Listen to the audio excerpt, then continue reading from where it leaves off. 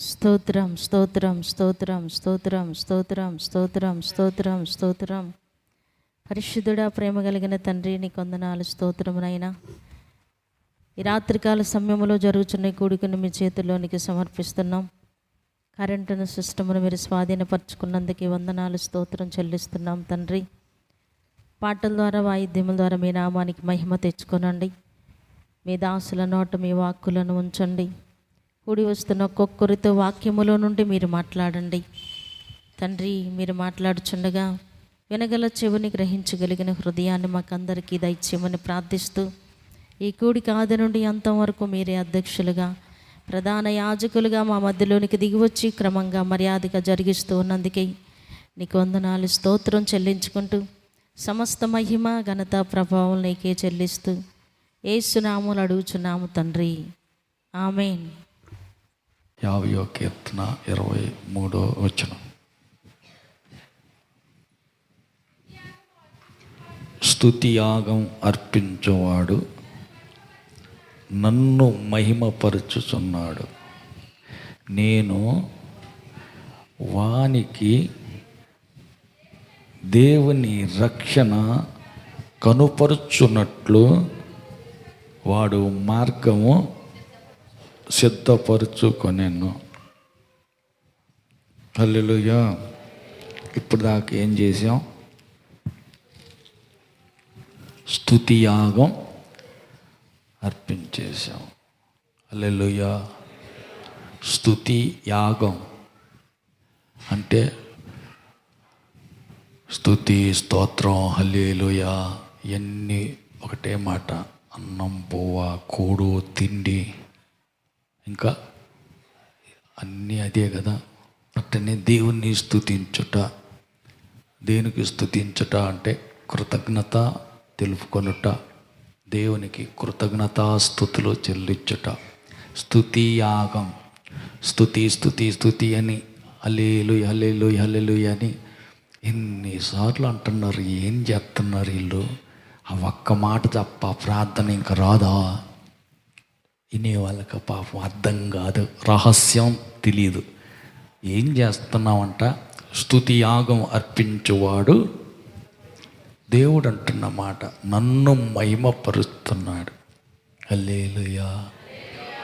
సైతాన్ అంటది నన్ను మహిమపరిచేది దేవుడిని కాదు. దేవునికి హల్లెలూయా హల్లెలూయా అనేది ఎందుకు? మరి ఏం చేయమంటావు? నన్ను మహిమపరచు. ఏమని మహిమపరిచేది? అక్కడ యాక్సిడెంట్ అయింది తెలుసా? ఎక్కడ? అదే అక్కడ ఆ ఊర్లో యాక్సిడెంట్ అయితే అబ్బో, కాలు చెయ్యి మొత్తం ఇరిగిపోయింది, నెత్తురు కారిపోయింది. అట్టనా? అమ్మో, హల్లెలూయా. వాడు దుష్టుడు, సైతాను, వాడు చేస్తుంటాడు. వాడు ఇప్పుడు ఎవరి పేరు ఎత్తుతున్నా? యేసుప్రభు పేరు కాదు. యాక్సిడెంట్ చేసాడు వాడు, సైతాను వాడు. వాడిని స్తుతించి వాడిని గొప్ప చేయటమే జరుగుద్ది. నీకు తెలుసా ఏందంట? వాళ్ళిద్దరు అనుకున్నారంట ఆ పిల్ల అలిగిపోయిందంట. పోయిందా? పోయింది, అలిగిపోయింది. లేకపోతే వాడు పోడికి ఆడ సైతాను గొడవలు పెడుతుంది ఇంట్లో. సైతాను గాడే నువ్వు ఆ పని అన్నీ చేసింది. ఎవరిని పోగొడుతున్నావు అమ్మా?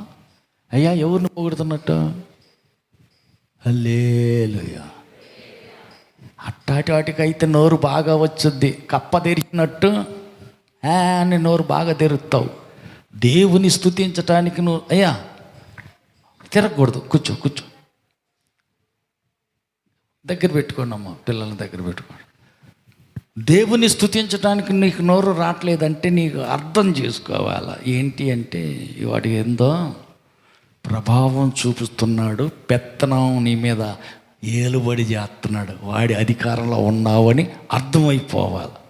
ఇంక పక్క వాళ్ళు ఎవరు నీకు చెప్పనక్కర్లేదు, నీది నీకే అర్థమైపోవాలా. నీవు అర్థం చేసుకోవాలి.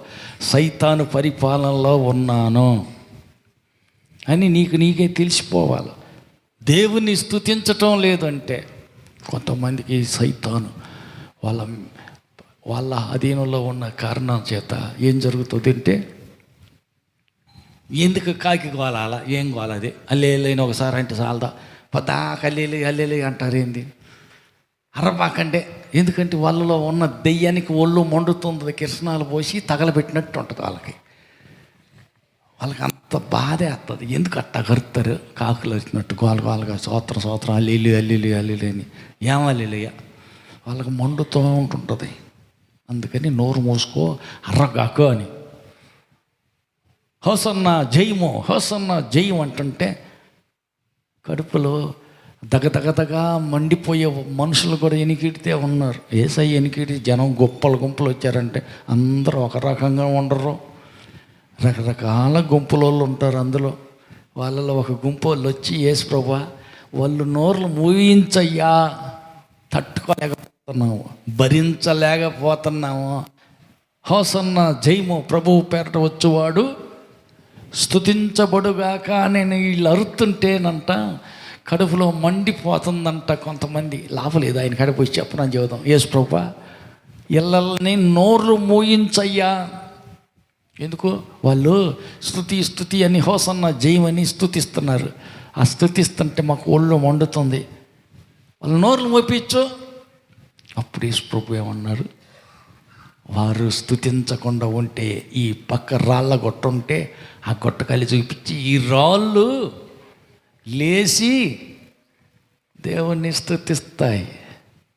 ఒకవేళ వాళ్ళు నోరు మూసుకున్నారనుకో, రాళ్ళు స్తుతిస్తాయి. రాళ్ళు అంటే విగ్రహారాధన చేసే మనుషులు, జీవం లేదు. హల్లెలూయా. జీవాధిపతి యేసు వారిలో లేరు కనుక వారు రాళ్ళతో సమానమే. కాబట్టి రాళ్ళు స్తుతిస్తాయి, అన్యులు లేచి దేవుని స్తుతిస్తారు. వీళ్ళు కానీ స్తుతించకపోతే, ఈ నోళ్ళు వీరు మూసుకొని కూర్చుంటే రాళ్ళు స్తుతిస్తాయి, అన్యులు దేవుని నమ్ముకొని స్తుతిస్తారని యేసు ప్రభు చెప్పేశారు. అంటే స్తుతి యాగం అర్పించువాడు ఒకటి దేవుని మహిమపరుస్తున్నాడు.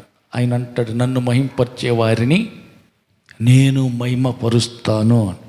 కాబట్టి మనం దేవుని మహిమపరుస్తున్నాం, స్తుతించుతున్నామంటే అర్థం, హల్లెలూయా అంటున్నామంటే అర్థం దేవుణ్ణి మహిమపరుస్తున్నాం. అప్పుడు ఆయన కూడా మనల్ని మహిమపరుస్తాడు. ఎలాగా? గౌరవిస్తారు. అడిగింది ఇచ్చి, అవసరమైంది ఇచ్చి, ఆపదలు తప్పించి, అన్ని రీతిలో ఆశీర్వదించి ఆయన మనల్ని ఘనపరుస్తాడు. తండ్రి నానా అనగానే, ఏం కూతురా, ఏం కొడుక, ఏం కావాలి, పలానది అవసరం, ఇస్తా. హల్లెలూయా. గౌరవించటం, నిన్ను ఘనపరచటం, ఆయన నిన్ను మహిమపరచటం, అదే అడిగిన దాన్ని వెంటనే నేనున్నాను అని పలకరించి నీకు అడిగిన దాన్ని ఇవ్వటమే. కాబట్టి నన్ను మహిమపరచు వారిని నన్ను మహిమపరిచే వాళ్ళని నేను అతను మహిమపరుస్తాను అంటాడు. కాబట్టి మనం ఆయన మహిమపరుస్తున్నాం, మనం దేవుణ్ణి స్తుతిస్తున్నాం. అంటే ఒకటి మహిమపరుస్తున్నాం దేవుణ్ణి, రెండోది ఏం చేస్తున్నాంట, దేవుడు తన రక్షణ మార్గాన్ని కనపరుచున్నట్లు అతడు తన మార్గాన్ని సరళం చేసుకుంటున్నాడు. దేవుడికి మనకు మధ్యలో ఏవైనా అడ్డుగోడలుంటే దాన్ని పడగొడుతున్నాం, ఎత్తు పల్లాలుంటే దాన్ని సదరం చేస్తున్నాం, దారి పోసుకుంటున్నాం. దేవునికి మనకి మధ్యలో ఏదైనా అడ్డం అభ్యంతరం ఉంటే వాటన్నిటిని తీసేసి దారి చేసుకుంటున్నాం. హల్లెలూయా. పైనుండి శక్తి పొందే వరకు పట్టణంలోనే నిలిచి ఉండమని ప్రభు చెప్పాడు. సరేనని చెప్పి 10 రోజుల పాటు 40వ దినాన యేసు ప్రభు పరలోకానికి వెళ్ళిపోయాడు. మరణించి తిరిగి లేచిన తర్వాత 50వ రోజున పెంతెకొస్తనే పండగ దినాన పరిశుద్ధాత్మ దేవుడు దిగి వచ్చాడు. ఈ 10 రోజులు ఏం చేశారంటే వాళ్ళు ఏం చేస్తున్నారు అక్కడ? 24వ అధ్యాయం లోకాసు వార్త 24:49 చూడండి.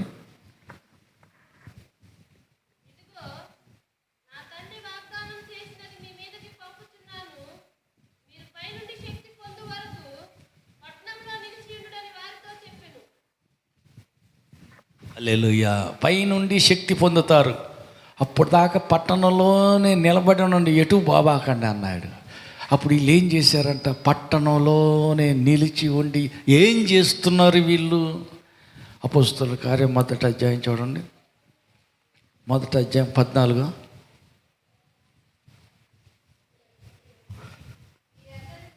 వీరందరూ, వీరితో కూడా కొందరు స్త్రీలను, యేసు తల్లి అయిన మరియయు వారి సహోదరులను ఏక మనసుతో ఎడతెగక ప్రార్థన చేస్తూ ఉండిరి. ఇంచుమించు 120 మంది సహోదరులు కూడి ఉండగా, హల్లెలూయా, అప్పుడు ఏక మనసుతోటి వారు ఎడతెగక ఏం చేశారంట? ప్రార్థన చేశారు. ఇంకొకటి, దేవునికి స్తోత్రం చేస్తూ ఉన్నారు. అప్పుడు పరిశుద్ధాత్మ దిగి రావటం, అన్య భాషలతో మాట్లాడటం, అద్భుతాలు జరగటం. ఒక్కరోజునే ఎంతమంది? 3,000 మంది. కొడుకుందేమో 120 మంది, ప్రార్థన చేస్తుంది 120 మంది. ఏమో జరుగుతుందని చూస్తానికి వచ్చిన వాళ్ళు, మార్పు చెందిన వాళ్ళు, ఆ రోజే బాప్తిసం తీసుకున్న వాళ్ళు 3,000 మంది. ఇంతమంది మనసులో మారిపోయినాయి, యేసుని నమ్ముకున్నారు. కారణం పరిశుద్ధాత్మ దేవుడు దిగి వచ్చాడు. ఆత్మదేవుడు దిగి వచ్చాడు కాబట్టి అలాంటి మార్పు కలిగింది. ఆత్మదేవుడు దిగి రావటానికి ముందు వీళ్ళు ఏం చేశారు? 10 దినాలు ఎడతెగక వాళ్ళు ఏం చేశారు? ప్రార్థన చేశారు. ఎడతెగక ఏక మనసుతోటి, ఒకటే మనసు, ఒకటే మాట, ఇంకొకటి వేరే మాట ఏం లేదు, వేరే ఆలోచన లేదు. ఉండు, బర్రెకి నీళ్ళు పెట్టత్తా, ఆగు, ఆయనకి పోబెట్టత్తా, ఉండు, పిల్లలకి మంచి చెప్పుడు చూసి వస్తా, అయ్యేం లేవు. ఎడతెగక 10 రోజుల పాటు ఒకటే పట్టు, ఒకటే మనసు, ఒకటే స్తుతి యాగం అర్పిస్తూనే ఉన్నారు. అప్పుడు పరిశుద్ధాత్మదేవుడు దిగి వచ్చాడు. ఆత్మదేవుడు దిగి వస్తే 3,000 మనస్సులో ఏమైనాయి అంట? మారిపోయినాయి. 3,000 మంది మార్పు చెంది దేవుని రాజ్యంలో చేర్చబడ్డారు.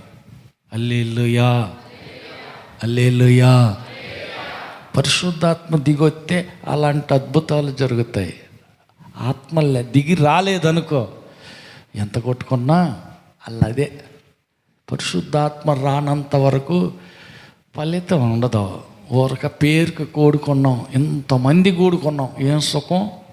ఆత్మ లేదు, దేవుని ఆత్మ దిగి రాలా, ఫలితం శూన్యం. ఫ్యాన్లు ఉన్నాయి, లైట్లు ఉన్నాయి, అన్నీ ఉన్నాయి, కానీ కరెంట్ ఒక్కటేగా లేనిది. కరెంటు లేదు, ఏమైనా ఫలితం ఉందా? ఏమైనా కార్యాలు జరుగుతాయా? ఫ్యాను తిరగదు, లైటు ఎలగదు, మైకు మోగదు, ఏది జరగదు. హల్లెలూయా. నీళ్ళు ఏందయ్యా? చేలో నీళ్ళుంటే ఏ పంట అయినా పండించవచ్చు. అసలు నీళ్ళే లేకపోతే ఏం పండిస్తా? పక్క వాళ్ళని అడగండి. నీళ్ళు లేకుండా ఏమైనా విత్తనం వేసి పండియగలవా? నీళ్ళే లేకపోతే ఏ విత్తనం వేసినా ఫలితం ఏముంది? హల్లెలూయా. నీ సేను పండాలంటే ఏం కావాలా? నీ ఆత్మీయ జీవితం పండాలంటే ఏం కావాలా?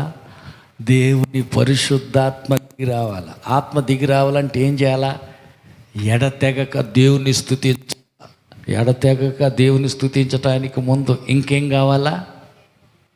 ఏక మనస్సు కావాలా. ఆయన మనస్సు వేరు, ఈయన మనస్సు వేరు. ఇద్దరు మనస్సు కలవాలంటే ఎట్ట కుదురుద్ది? అందరికాడికి వెళ్ళి స్తుతి, స్తోత్రం, వందనాలు, ప్రైజులాడు, దీవించుగాక, నేను బాను ఇక్కడే కొంటా, నేను మిరపకాయ చేలో దిట్టు బొమ్మలాగా అక్కడే నిలబడతా, నేను పోనంటే పోను. అమ్మో, అవసరమైతే మీరే పోయిరండి. ఇదేంది? ఈ మనస్సే వేరు, ఏమో స్టైలే వేరు. మనస్సు కలిపి ఏక మనస్సులోనికి రాని ఏమకి దేవుని ఆత్మ వచ్చుద్దంటారా? ఎటు తెచ్చుకొని ఎటు నుండి వచ్చుద్ది? రావటానికి ఛాన్స్ ఏది? మనస్సు కలిపే ఏక మనసుతో నలుగురిలో కలిసిపోయేదే లేకపోతే ఆత్మదేవుడా ఎటు నుండి వస్తాడు? ఛాన్స్ లేదు. హల్లెలూయా, హల్లెలూయా. కాళ్ళు లేక కుంటోడో గుడ్డోడో నడవలేక మరి జరగలేని పరిస్థితి అయితే అక్కడే ఉంటే సరిపోయింది. నడవగలవు కదా? నడవగలవు. పక్క వ్యక్తికి పోయి పలకరించగలం. మరి ఏంటంట కారణం? మనస్సు ఏమైపోయింది? స్టిక్ అయిపోయింది అంటారు. మనసు అట్ట అతుక్కుపోయింది అక్కడనే. వద్దులే నువ్వు మాకు నువ్వు నా బిడ్డవే. ఆడకపోయి వాళ్ళని కలిపి సెకండ్ అని వీళ్ళకి కలిపి ప్రైజ్లాడని వాళ్ళకి కలిపి దీవించని ఎన్నిసార్లు దీవెన మాటలు పలుకుతావు? అన్ని దీవెనలు వస్తాయిగా. వద్దు, దరిద్రంలో ఎట్నే సావు. కానీ పక్క వాళ్ళకి ఆడపోయి పలకరించి దేవుడు దీవించుగాక ఆశీర్వదించుగాక ఏం మాటలయ్యి అనకూడదు. నీకు తెలీదు, ఊరుకో అట్టాగే ఉంది. అక్కడే అది ఇటు బొమ్మలాగా మిరపచేలో ఏంటిది అది బొమ్మ పెట్టి దాని మీద పిడత ఒకటి పెడితే దానికి కళ్ళు ముక్కులు బొమ్మ గీస్తారు. ఏంటిదమ్మది? హల్లెలూయా. పక్క నాలుగు చెప్పండి, దిట్టు బొమ్మ కాదు, నువ్వు దేవుని బిడ్డవి. ఇతరులు దీవించు, నీకు దీవెన వస్తుంది. ఇతరుల కోసం ప్రార్థన చేయి, నీకు రెండంతల ఆశీర్వాదం వచ్చింది. నేను ప్రార్థన చేయను, వాళ్ళ కాడకి పోయి వీళ్ళ కోసం పోయి నేను చేసేది ఏంది? యోబు ఏం చేశాడంట? ఇతరుల కోసం, స్నేహితుల కోసం ప్రార్థన చేస్తే వాళ్ళకు ఒక్కంత ఆశీర్వాదం వస్తే ఈయనకి రెండంతల ఆశీర్వాదం. రెండంతల ఆశీర్వాదం కావాలంటే ఇతరుల కోసం నువ్వు ప్రార్థన చేయాలా లేదా? చేయాలి. స్తోత్రం. అదే హల్లెలూయా, హల్లెలూయా. ఇతరుల దగ్గరికి పోండి, ఒక్కొక్కరి దగ్గరికి పోండి, అందరి కాడికి పోండి అని చెప్పేది ఏంటంటే నువ్వు దీవించబడాలి. దరిద్రం నీలో, నీ ఇంట్లో, నీ కొంపలో ఎక్కడ దరిద్రం ఉండకూడదు, శాపం కనపడకూడదు. నిన్ను చూస్తుండగానే చెప్పాలా, నిత్యముగా వీరు దేవుని వల్ల ఆశీర్వదించబడిన వాళ్ళు అని నిన్ను చూసేవాళ్ళు చెప్పాలా. ఎంత దారిద్రం ఎవరి దగ్గర లేదు. ఇదేం దారిద్రం? ఎన్నాళ్ళ నుంచి ప్రార్థన పోయినా అదే శాపం, అదే దరిద్రం, అదే అంతే. నాకేం లేదా? లేదు.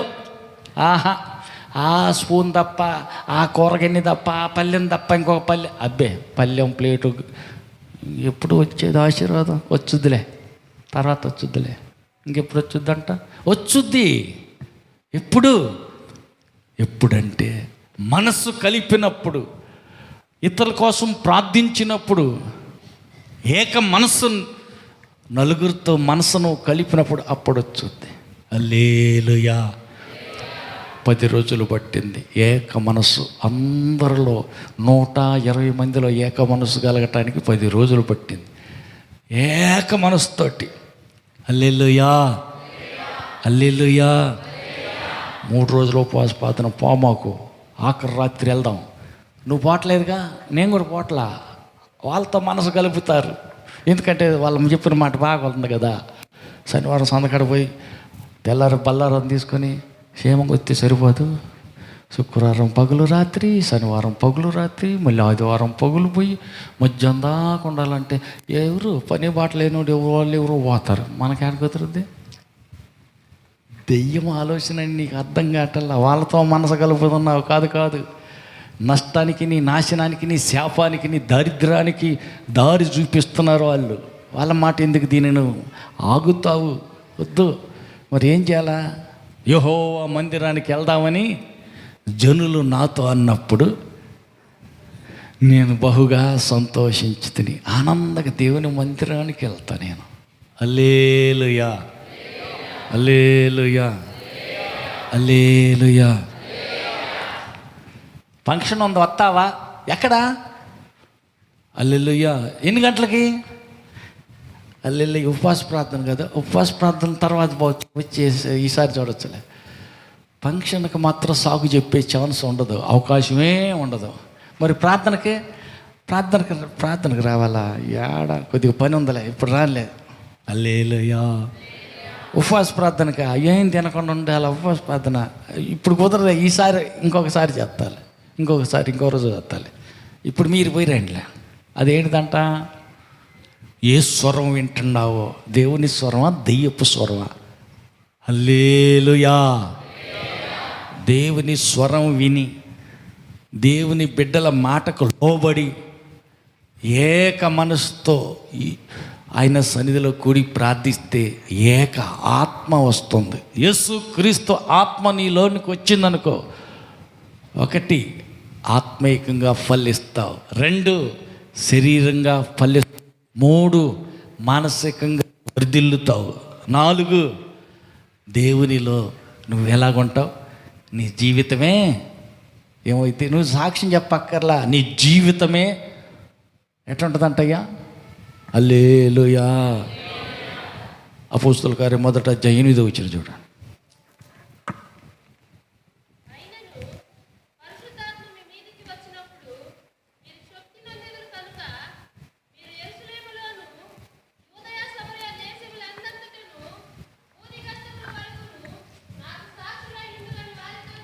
ఆమె యేసయ్య చెప్పాడు ఏమని, మీరు పరిశుద్ధాత్మ పొందినప్పుడు శక్తి పొందుతారు, అప్పుడు ఏం చేస్తారు, యెరూషలేములోనో యోదయలోనో సమరయలోనో బూదిగంతముల వరకు సాక్ష్యం చెబుతారని ఉందా, సాక్షులై ఉంటారని ఉందమ్మా. హల్లెలూయా. నీ జీవితమే సాక్ష్యం, నీ బ్రతుకే సాక్ష్యం. హల్లెలూయా. నువ్వు సాక్ష్యం చెప్పమని కాదు, చెబుతావని కాదు అక్కడ రాసింది. దేవుని పరిశుద్ధాత్మ ఎప్పుడైతే నువ్వు పొందుతావో అప్పుడు నీవే సాక్ష్యంగా నిలబడతావు. నువ్వు అటు రోడ్డుని పోతుంటావు, నీ ఊళ్ళో వాళ్ళందరూ చూసుకుంటారు, మీ గ్రామస్తులు, మీ ఇంటి పక్క వాళ్ళు చూస్తారు. ఆ అమ్మాయి ఉందే, అదిగా పోతుంది ఆ పిల్ల, ఒకప్పుడు ఎట్టుండేది, నిజమేను. ఇప్పుడు హల్లెలూయా.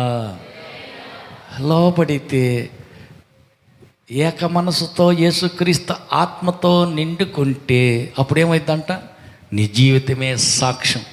అమ్మ ఒకప్పుడు ఎట్టాగుండేది, ఇప్పుడు అమ్మ ఇప్పుడు చాలా బాగుంది. ఒకప్పుడు రోగిగా ఉంది, మరి ఇప్పుడు ఆరోగ్యంగా ఉంది. ఒకప్పుడు దరిద్రంగా ఉంది, ఇప్పుడు ఆశీర్వాదంగా ఉంది. ఒకప్పుడు ఏమీ లేదు, పిల్లలు లేరు అని ఏడిచింది, మరి ఇప్పుడు పిల్లలు పుట్టారు, వాళ్ళ పిల్లలు చూడు బాగున్నారు. ఒకప్పుడు ఏందోలే తిక్కలుగా జానుబాబులాగా రోడ్లు అంటూ తిరుగుతాయి, ఎంత అడ్రస్ లేకుండా అటు ఇటు. హల్లెలూయా. రోడ్లు అమ్మడి తిరుగుతూ ఉండేది, మరి ఇప్పుడు బుద్ధిగా జ్ఞానంగా బాగా ఉన్నాడు, మైండ్ మంచిగా సెట్ అయిపోయింది, బాగుంది, ఇప్పుడు బాగానే ఉంది. హల్లెలూయా. హల్లెలూయా. నీ ఎదుగుదల ఇతరులు చూస్తారు, నీ అభివృద్ధి, నీ వర్ధిల్లుట విస్తరించట చూసేవాళ్ళు సాక్ష్యం వాళ్ళే చెప్పుకుంటారు. అమ్మాయి అటు చూసావా, ఆ ఎక్కయ్య ఒకప్పుడు ఎట్టుంది, దెయ్యం బట్టి గిలగిలగిలగా తనకలాడింది, ఇప్పుడు ఎంత బాగుంది, లేస్తే ప్రార్థన అంటది, మందిరం అంటది, కూటం అంటది, ఎంత బాగుందో. అల్లెలు ఇప్పుడు కాలుగా ఉంది, అప్పుడు ఏందో ఊగులాడితే ఇయ్యాల రేపు ఊరికి పోయి దాని ఆలైంది, తయారైపోయింది. ఇప్పుడు చూడు ఎంత బాగుందో. బాగానే ఉంది. ఒకప్పుడు వాళ్ళకి ఇల్లు కూడా లేదు, ఇప్పుడు చూడు నిజమే, యేసు ప్రభు నమ్ముకున్నారు, చర్చికి వెళ్ళారు, ఇప్పుడు వాళ్ళు ఆశీర్వాదంగా ఉన్నారు. నీ జీవితాన్ని చూసి వాళ్ళే సాక్ష్యం, వాళ్ళే చెప్పుకోవాలి, నువ్వు చెప్పనక్కర్లా. చూసే వాళ్ళే నిన్ను గురించి సాక్ష్యం చెప్పాలా. పక్క వాళ్ళకి చెప్పండి, మీ ఊరు వాళ్ళు నిన్ను గురించి ఏమనుకుంటున్నారు, ఆశీర్వాదంగా ఉన్నావు అనుకుంటున్నావా, ఇంకొంచెం అడుగుపోయినట్టుందా, మార్పు వచ్చినట్టు ఏమైనా ఉందా, మొదట్లో అప్పుడు ఎట్టగుందా ఇప్పుడు కూడా అట్టగానే ఉందా, మాట మారాలేదు, పాట మారాలేదు, బతికే మారాలేదు, ఏం సుఖం, రెడ్డిపాలెం అంతా పోతున్నారు ఇంత దూరం, ఏం సుఖం, చరిత్ర మారలా, ఎందుకు దండగా. అలాంటి సాక్ష్యం రాకూడదు, నిన్ను గురించి మంచి సాక్ష్యం రావాలి. ఆత్మ వచ్చినప్పుడు, దేవుని పరిశుద్ధాత్మతో నింపబడ్డప్పుడు ఆయనే నిన్నేం చేస్తాడు, సర్వసత్యంలోకి నడిపిస్తాడు. ఆమేన్. జ్ఞాపకం చేస్తాడు. ఆమేన్. పాపాన్ని, తీర్పుని గురించి ఒప్పుకునేటట్టు చేస్తాడు. ఆమేన్. ఆయనే నీకు బోధిస్తాడు, ఏం నడవాలో, ఎటు నడవకూడదో, ఏం చేయాలో, ఏది చేయకూడదో. దేవుని పరిశుద్ధాత్మ నీలో ఉండి నీకు తెలియజేస్తాడు. కాబట్టి నీ జీవితమే సాక్ష్యంగా మారిపోతుంది. నిన్ను గూర్చి పక్కన వాళ్ళు సాక్ష్యం చెబుతారు, నువ్వు చెప్పనక్కర్లా, అవసరంలా. హల్లెలూయా. నువ్వు చేసిన దానికి నీ చరిత్రని ఇతరులు సాక్ష్యంగా ఉండాలి. నీ జీవితమే, నీ బ్రతుకే సాక్ష్యంగా మారాలి. అయితే ఏం కావాలంట, కరెంటు ఉంటే అన్నీ తిరుగుతాయి, ఆత్మ ఉంటే అన్నీ జరుగుతాయి. ఆయనే మలుస్తాడు, ఆయనే మోల్డింగ్ చేస్తాడు, ఆయన ఏం చేస్తాడు, తిప్పుతాడు. హల్లెలూయా. ఆయనే చెక్కుతాడు, ఆయన దిద్దుతాడు, సరైనటువంటి పాత్రగా సిద్ధం చేసి అక్కడ ఉంచుతాడు. ఒక సాక్షిగా నిన్ను పెట్టుతాడు. హల్లెలూయా. కాబట్టి ఇప్పుడు మనకేం కావాలంట, సాక్షులుగా ఉండాలా. హల్లెలూయా. నిన్ను గూర్చి ఇతరులు సాక్ష్యం చెప్పుకునేటట్టు ఉండాలా. హల్లెలూయా. చరిత్ర మారిపోవాలా. హల్లెలూయా. అందుకని ఆ బైబిల్ అన్ని కింద పెట్టి ఒకసారి చేతులు ఎత్తి చిన్న ప్రార్థన చేస్తారా. నా జీవితమే సాక్ష్యంగా మార్చయ్యా.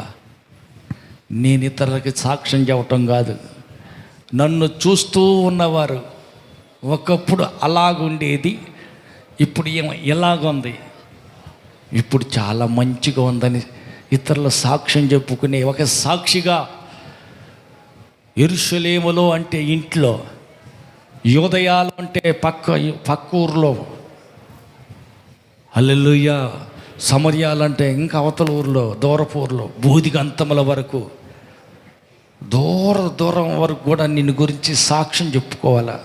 నువ్వు మారిపోయావని, మంచి వ్యక్తిగా మార్పు చెందావని.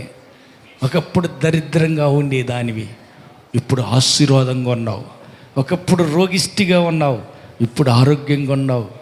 ఒకప్పుడు ఏమీ లేదు, నోరు తెరితే కంపు, బూతుల కంపు, అబద్ధాల కంపు, ఇతరుల మీద సాడీలు చెప్పే కంపు. ఇప్పుడు అదంతా ఏం లేదు, పూర్తిగా మారిపోయావు. ఒక మంచి వ్యక్తిగా, మానవత్వం కలిగిన మనిషిగా మారావు. ఒకప్పుడు కఠినుడు అయిన వ్యక్తివి, ఇప్పుడు దయ కలిగి, ఇతరుల మీద కనికరం కలిగి, దయ చూపుతూ, కనికరం చూపుతూ, ఇతరుల మీద ప్రేమ పంచుతూ ఉన్న స్థితి చూసిన వాళ్ళు చెప్పుకోవాలా. ఒకప్పుడు అమ్మో ఈ మనిషి మామూలు మనిషి కాదు, పిసినారి కాకి, ఇప్పుడు ఎదజల్లి విస్తరించే వ్యక్తిగా మారిపోయారు. నిన్ను గురించి చెప్పుకోవాలా. సాక్షిగా నీ జీవితం, నీ చరిత్రే మారిపోవాలా. నన్ను అలా మార్చయ్యా, నన్ను అలా తీర్చిదిద్దయ్యా, నన్ను అలా బాగు చేయి నాన్న. ఇంకా ఎన్నాళ్ళు నా జీవితం ఇలాగనే, వద్దు, మార్పు రావాలా, అభివృద్ధి కావాలా, విడుదల కావాలా, జయజీతం కావాలా, మంచి సాక్షిగా నేను నిలబడాలా. ఒకప్పుడు మా ఇంట్లో ఎప్పుడు గొడవలు, తన్నులాట్లు, గుద్దులాట్లు, అరుపులు, కేకలు, గొడవలే, అసమాధానమే. యేసుని నమ్మిన తర్వాత గొప్ప ఐక్యత వస్తుంది. ఏక మనసు, ఏకాత్మ కలిగి, ఏక మనసుతో యేసుని వెంబడించే మంచి వ్యక్తులుగా మార్పు చెందాలా. ప్రార్థన చేద్దాం. నిన్ను గురించి, నీ కుటుంబాన్ని గురించి ప్రార్థన చేసుకుందాం. హల్లెలూయా.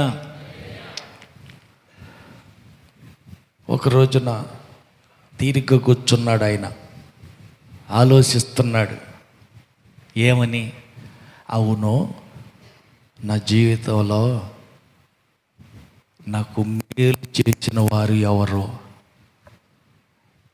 బాధలో సహాయం చేసిన వారు ఎవరు, కష్టంలో ఆపదలో నన్ను ఆదుకున్నది ఎవరు, నాకు ఉపకారం చేసింది ఎవరు అని తీవ్రంగా ఆలోచిస్తున్నాడు. ఆలోచించి చివరికి గుర్తొచ్చింది, వాళ్ళ నాన్నగారే దావీదుని చంపేస్తానికని ప్రణాళిక గీశాడు, ప్రయత్నాలు చేశాడు, అన్ని రీతిలో ఓడిపోయాడు. ఆ ఓడిపోయిన దాంట్లో ఒక భాగంగా యోనాతాను సహాయం చేశాడు. మా నాన్న నిన్ను చంపాలనుకుంటున్నాడు, నువ్వు ఇక్కడి నుంచి పక్కగా తప్పుకో, వెళ్ళిపో అని చెప్పి తప్పించాడు. కీడు నుంచి తప్పించాడు. సలహా చెప్పి ప్రాణ స్నేహితుడిగా ఇద్దరి మనసులో ఏకమైపోయినాయి కనుక నమ్మిన స్నేహితునికి మేలు చేశాడు. యోనాతాను దావీదుకు మేలు చేశాడు, ప్రాణాపాయాన్ని తప్పించాడు. మేలు చేసిన యోనాతానుని గుర్తు చేసుకున్నాడు. అవును, ఆలోచించి మరి నాకు మేలు చేసిన ఆయనకి తిరిగి నేనేమన్నా మేలు చేశానా ఆలోచిస్తే లేదు, చెయ్యలా. ఉపకారం చేసినటువంటి యోనాతానికి తిరిగి నేనేమన్నా మళ్ళా మేలు చేశానా లేదు, చెయ్యలా. మర్చిపోయా, పనుబాటల్లో, సంపాదనలో, ఈ పని ఆ పనుల్లో పడిపోయి మర్చిపోయా. మరి ఎట్ట చెయ్యాలా ఆలోచించాడు. అవును, యోనాతాను చచ్చిపోయాడు. తిరిగి ప్రత్యుపకారం చేయాల. ఉపకారం చేసిన మనిషికి తిరిగి మరలా నేను ప్రత్యుపకారం చేయాల. చేద్దామని ఆశ కలిగింది, చేసే ఓపిక వచ్చింది. కానీ ఇప్పుడు చేద్దామంటే మేలు చేసిన మనిషి లేడు, చచ్చిపోయాడు. ఇప్పుడు ఎడ చేయాలా ఆలోచించాడు. పక్కన ఒక అతను పిలిచి, ఇదిగో నా స్నేహితుడు యోనాతాను ఉన్నాడే. అవును, ఆయన తాలూకా ఎవరైనా ఉన్నారా? ఒక్క ఆయన ఉన్నాడండి, ఆయన కూడా కుంటోడు, అవుటోడు, ఎవరు లేరు, అందరూ పోయారు. కానీ ఒక అతను ఉన్నాడు, కుంటోడు, అవుటోడు ఒక అతను ఉన్నాడు, నడవలేడు, అతను మాత్రం ఉన్నాడు. ఇంకా అంతమంచి ఏమీ లేదు. ఎక్కడున్నాడు? పలానా చోట ఉన్నాడు. సరే పిలిపించారు. అయ్యా, నువ్వు ఏ తాలూకా? యోనాతాను మనవడినండి. అవునా? అరే, కాళ్ళు ఎట్టపోయినాయి. అప్పుడు యుద్ధం జరుగుతుంటే మా దారి ఎత్తుకొని తీసుకెళ్తుంటే జారి కింద పడిపోయా. కాళ్ళు 2 ఇరిగిపోయి పోలియోలాగొచ్చేసి నేను ఇట్టనే అవుటోడుగానే బతుకుతున్నా. హల్లెలూయా. నీకు నేను ఉపకారం చేయాలనుకుంటున్నా. మీ నాన్న నాకు మేలు చేశా, మీ తాత.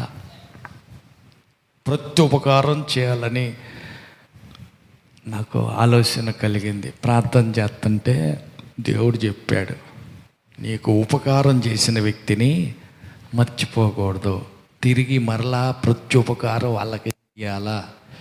అది సరైన భక్తి. తిని మూతుడుచుకొని నేనేం ఎరగను, నాకేం చేశారు, ఎవరేం పెట్టలా, నాకేం చేశారు. ఆకలిగా ఉన్నప్పుడు అన్నం పెట్టారు, ఆపదలో ఉంటే తప్పించారు, అవసరంలో ఉంటే చెయ్యి జాపారు, కష్టంలో కన్నీటిలో ఉంటే పలకరించి పరామరిక చేశారు, ఇబ్బందుల్లో ఇరుక్కుపోయి ఉంటే బయటికి లాగారు. ఎవరో నీకు తెలుసు, ఎవరెవరు చేశారో. ఏడుస్తుంటే ఓదార్చారు, అవసరంలో ఉంటే చెయ్యి అందించారు. ఎవరెవరు అందించారో, ఎవరెవరు మేలు చేశారో, ఎవరెవరు సహాయం చేశారో, ఎవరెవరు నీకు ఉపయోగపడ్డారో ఆలోచించాల. మర్చిపోకూడదు. ప్రార్థనలో కూర్చుంటే కదా 3 రోజులు కూర్చుని ప్రార్థన చేస్తుంటే ఇసుకొచ్చుద్ది. కానీ సీరియల్ పెడితే ఆ మాట ఈ మాట కబుర్లు చెబుతుంటే అస్సలు ఇసుకే ఉండదు. ఎన్ని గంటలైనా సరే దానికి బోరు కొట్టదు, బాగుంటుంది. 3 రోజులు మందిరంలోనే గడిపి ప్రార్థన చేయాలంటే ఏడ కుదురుద్ది? తీరిక కుదరటం లేదు కాబట్టి నీకు జ్ఞాపకం రావటల్లా. మేలు చేసిన వ్యక్తి ఎవరో, సహాయం చేసిన వ్యక్తి ఎవరో, చెయ్యి సాపిన వ్యక్తి ఎవరో, కృంగిన వేళ పైకి లేవనెత్తిన వ్యక్తి ఎవరో గుర్తుకు రావటల్లా. అయితే ఆయన ప్రార్థనలో కూర్చున్నాడు కాబట్టి దేవుడు గుర్తు చేశాడు. దేవుని పరిశుద్ధాత్ముడు జ్ఞాపకం చేస్తాడు.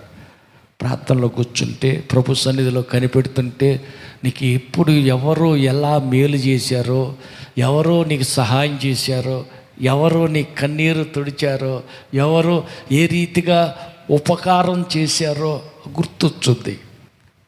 ఆయనకు గుర్తొచ్చింది. అందుకని పిలిపించాడు. అయ్యా, అవిటివాడి అయిపోయావు. అవునండి. సరే, అట్టయితే ఉపకారానికి ప్రత్యుపకారం చేయాలి. నాకు దేవుడు చెప్పాడు కాబట్టి నీకు ఉపకారం చేద్దాం అనుకుంటున్నా. ఏం చేస్తారో అండి, నా పరిస్థితి ఇట్లాగ అయిపోయింది.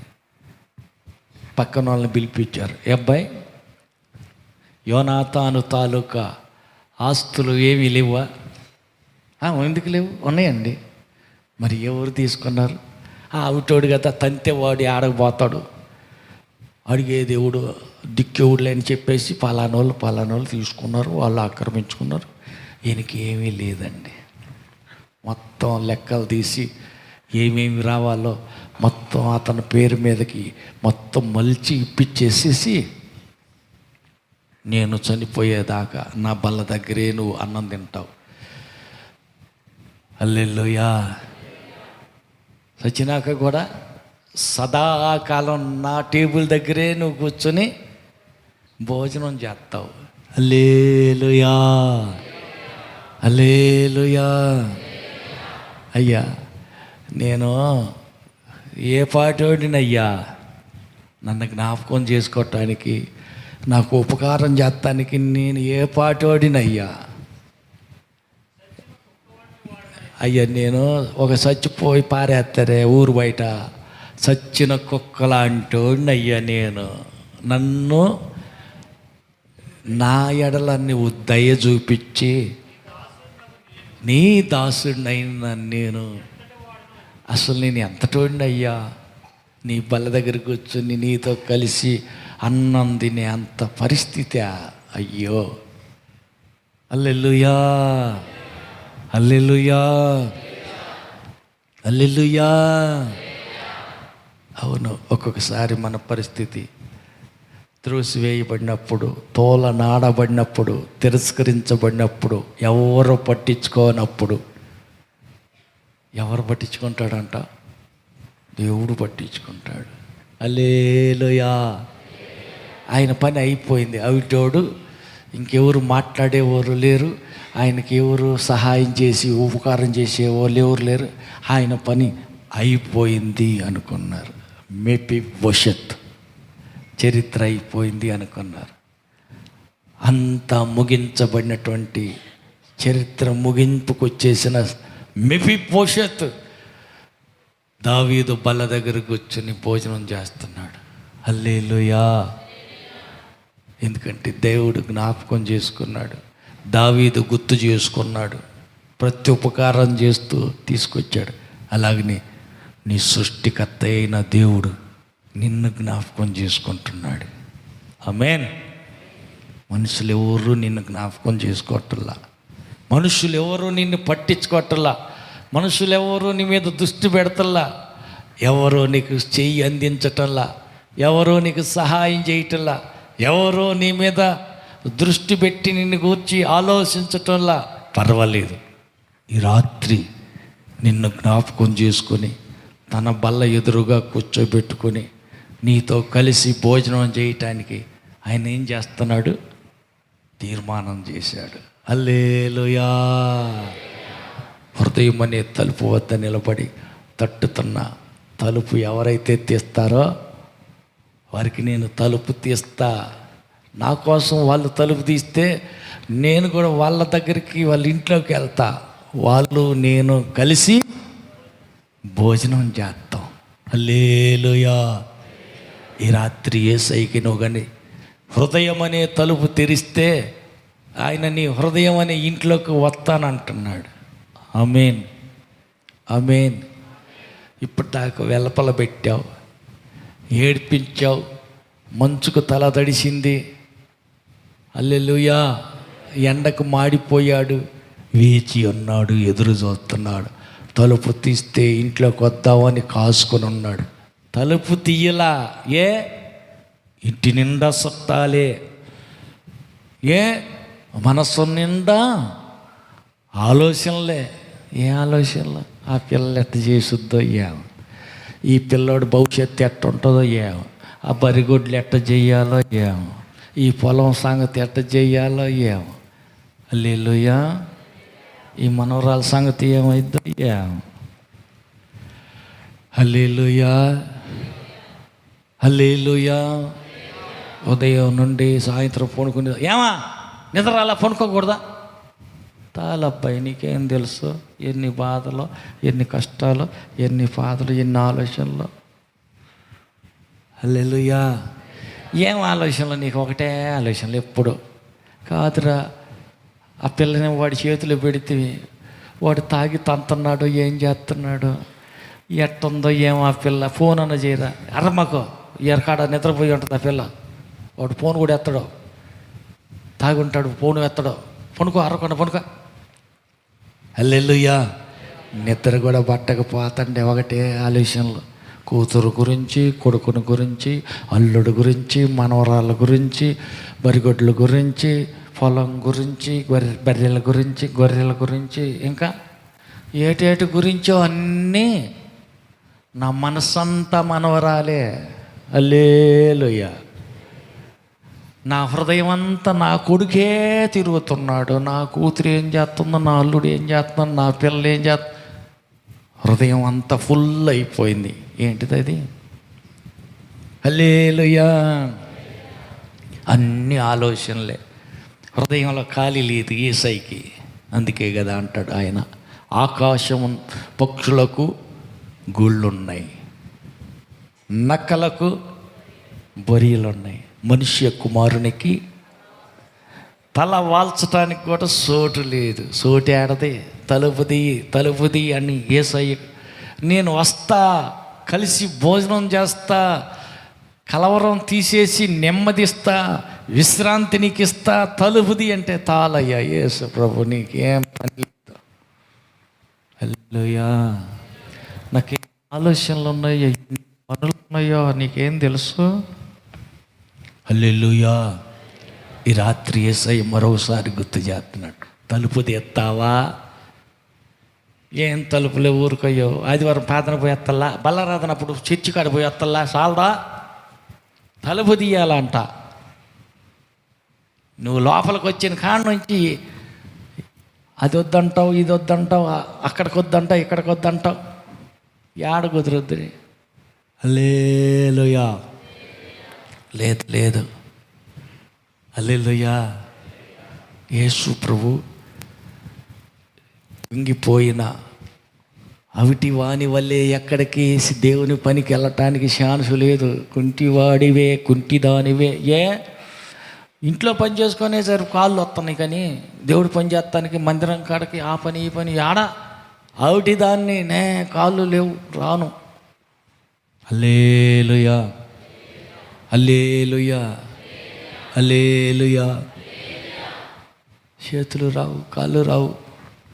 మెఫీబోషెతు వల్లే పనికిరాని పరిస్థితుల్లో అత్తాగే పడిపోయి ఉంటే ఆయన అంటున్నాడు, దా ఉపకారం చేస్తాను రమ్మంటున్నాడు. హల్లెలూయా. తలుపు తీస్తే కలిసి భోజనం చేస్తాను, తలుపు తీయమంటున్నాడు. నువ్వేమో తలుపు గట్టిగా బిగించి పెడితివి. యేసయ్యకి చోటు లేదు. నక్కలకు బొరియలు ఉన్నాయి, ఆకాశ పక్షులకు గూళ్ళున్నాయి, కానీ మనుష్య కుమారునికి తల వాల్చటానికి కూడా చోటు లేదు. ఆయన కానీ లోపలికి రానిస్తే, ప్రయాసపడి భారం మోసుకుంటున్న వారలారా నా యొద్దకు రండి, నీకు విశ్రాంతి ఇస్తా. దేని గురించి అయితే కలవరం చెందుతున్నావో, దేని గురించి అయితే ఆలోచించి ఏడుతున్నావో, ఆ పని ఎట్టయితే, ఈ పని అయితే ఎట్టయితే, అది ఎట్ట ఇది ఎట్ట అని కంగారు పడుతున్నావే, అటన్నిటిని నేను చక్కబెడతా. నేను సాత్వికుడును, నేను దీన మనస్సు కలిగినోడిని. నీ మీద నా కాడు ఎత్తుకో, నా యొద్ద ఈ సాత్వికాన్ని కాడెత్తుకుని నేర్చుకో. అప్పుడు మీ ప్రాణానికి విశ్రాంతి దొరుకుద్ది. హల్లెలూయా. విశ్రాంతి ఎత్త రమ్మంటే, నా కాడెత్తుకో నీకు నెమ్మది కలుగుద్దంటే, వద్దులే ఊరుకయ్యో. నీ కాడెత్తుకుంటే నువ్వు పక్కనే ఉంటావు. బీడీ తాగడం కుదరదో, సొట్ట తాగడం కుదరదో, సాడీలు అబద్ధాలు చెప్పను కుదరదో, ఇంకా అక్కడికక్కడికి ఇష్టమైన చోట్లకి ఫంక్షన్లకి పోను కుదరదో. అన్నీ కనిపెడతా ఉంటావయ్యా, పక్కన ఉంటావయ్యా, కదిలిచ్చి చెబుతూ ఉంటుంటావు. నువ్వు నా ఇష్టం ఏమి ఉండదు, అంతకు నీ ఇష్టమే. నీ కాడెత్తుకుంటే నువ్వు ఎక్కడికి ఏడసకపోతే అక్కడ పోవాలి. నాకేడ కుదురుద్ది?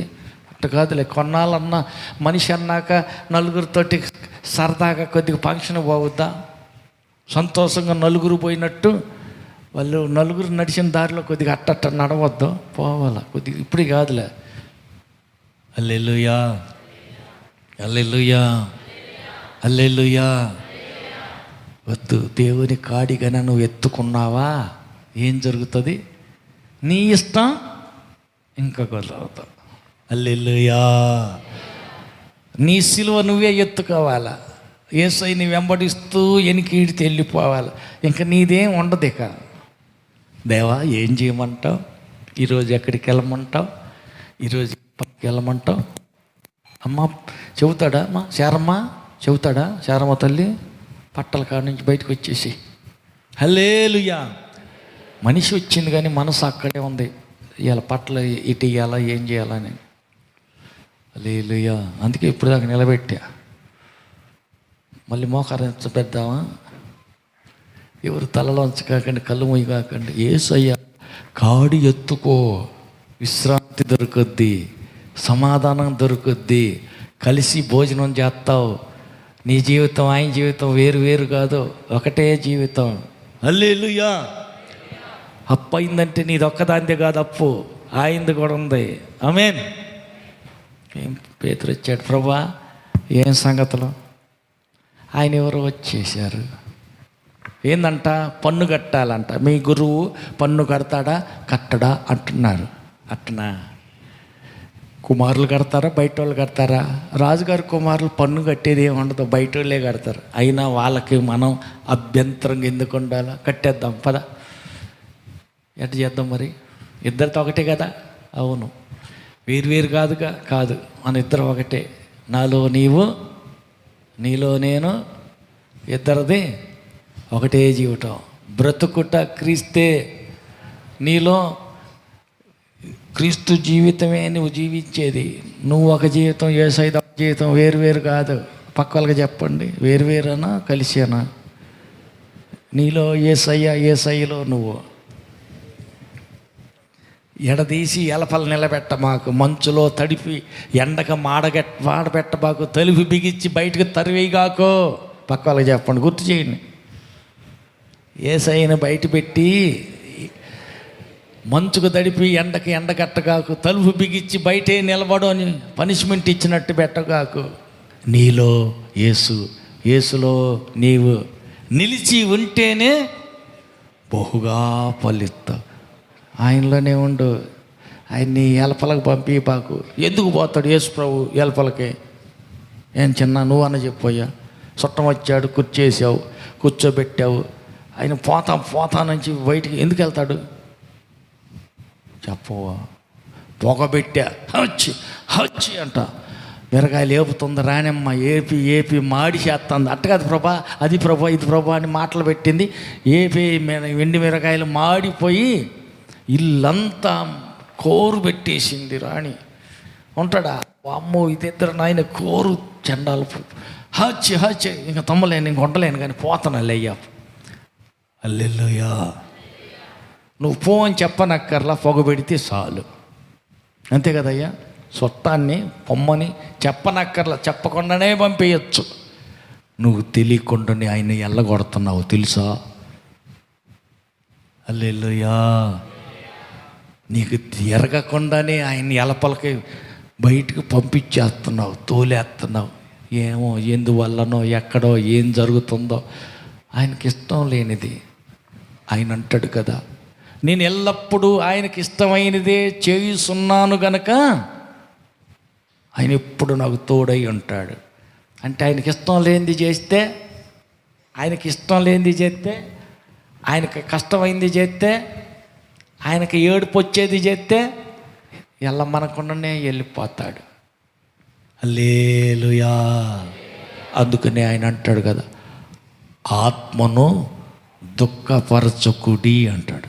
దేవుని పరిశుద్ధాత్మ నీలో ఉంటాడు, ఎమ్మటే విడిచిపెట్టి వెళ్ళిపోడు, దుఃఖపడతాడు. ఎప్పుడు? ఆయనకి ఇష్టం లేనిది ఏదైనా చేసినప్పుడు, ఆయనకి నచ్చని చోటకి నువ్వు వెళ్ళినప్పుడు, ఆయనకు బాధ కలిగే మాట నీ నోటి గుండా వచ్చినప్పుడు. హల్లెలూయా. ఏం బాధ కలిగిస్తుంది యేసయ్యని ఏం బాధ కలిగిస్తుంది అమ్మా? బాధ కలుగుతుందా? అప్పుడే కన్ను గురికే. 3 రోజులు ఉపవాసం అంటే ఉపవాసం. నేనే ఆడండేది, పనికి పోతే డబ్బులు వస్తాయి. పాత్రలో కూర్చుంటే కడుపు కాల్చుకోవాలా, కూర్చుని పాత్రం చేయాలా, ఎవడు పోతా. పగలంతా పనికి పోయిచ్చాలా, కూర్చుని కొద్దిగా గురకేస్తా, కొంచెం అట్టానే సరే హల్లెలూయా అంటాడు. అమ్మ ఏంటి డిస్టర్బ్ చేశాడు ఈయన, ఎంత గట్టిగా అరుతాడు ఏంది, అదురు బోరో అట్టేంది అట్ట అరుతారు ఎందుకు, మెల్లిగా చెప్పొచ్చుగా. కోపం వచ్చుదా రాదా? నిన్ను బయటికి పొమ్మన లేక పొగబెట్టినట్టు నన్ను నిద్రపోనీయకుండా ఈయన గట్టిగా అరుతుంటే బాధ ఇట్లా ఏమ్మ కోపం వచ్చుదా రాదా? నిద్రపోతులకు బాధ కలుగుద్దా లేదా గట్టిగా అరితే? అమ్మ చెప్పు సార్ నువ్వు అన్న చెప్పు. ఇప్పుడే కన్ను గురికాను, అట్ట గురికాను అంత గట్టిగా అరిశాడు, డిస్టర్బ్ అయిద్దా లేదా? హల్లెలూయా, హల్లెలూయా. యేసయ్యకి ఇష్టం లేనిది, యేసయ్యకి కష్టం తోసేది, యేసయ్యకి బాధ కలిగించేది, హల్లెలూయా, మన జీవితంలో ఏది కనపడకూడదు. హల్లెలూయా, హల్లెలూయా. ఆయనకు బాధ కలిగించకూడదు. ఆయన ఎల్లప్పుడూ మనతోటి ఉండాల, ఆయన ఎల్లప్పుడూ మనలోనే ఉండాలి. అట్టయితే ఆయనకి నచ్చనిది చేయకూడదు, ఆయనకి ఇష్టం లేనిది నోటికుండా మనం పలకకూడదు. హల్లెలూయా, హల్లెలూయా, హల్లెలూయా, హల్లెలూయా. యోబు గ్రంథం 42 అధ్యాయం చూడండి. యోబు గ్రంథం 42:10.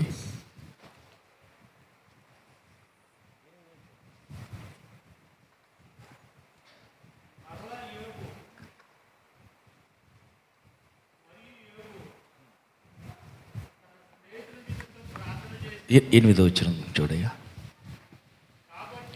కాబట్టి మీరు 7 ఎద్దులు 7 పొట్టేళ్ళు తీసుకొని నా సేవకుడైన యోబు దగ్గరికి పోండి, మీ నిమిత్తం ఆయన దహన బలి అర్పిస్తాడు. అప్పుడు నా సేవకుడైన యోబు మీ నిమిత్తం ప్రార్థన చేస్తాడు. మీ అవివేకాన్ని బట్టి మిమ్మల్ని శిక్షించకుండా ఉండునట్టు నేను అతనిని మాత్రం అంగీకరిస్తా. ఎలయనగా నా సేవకుడైన యోబు పలికినట్టు మీరు నన్ను గూర్చి యుక్తమైనది పలకల. హల్లెలూయా. నా సేవకుడైన యోబేమో యుక్తమైనది పలికాడు. ఏం పలికాడు?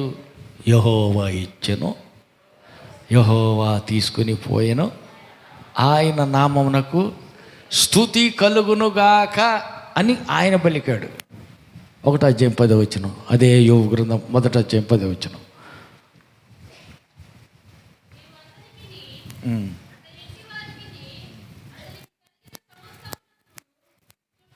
21 వచనం చూడమ్మా.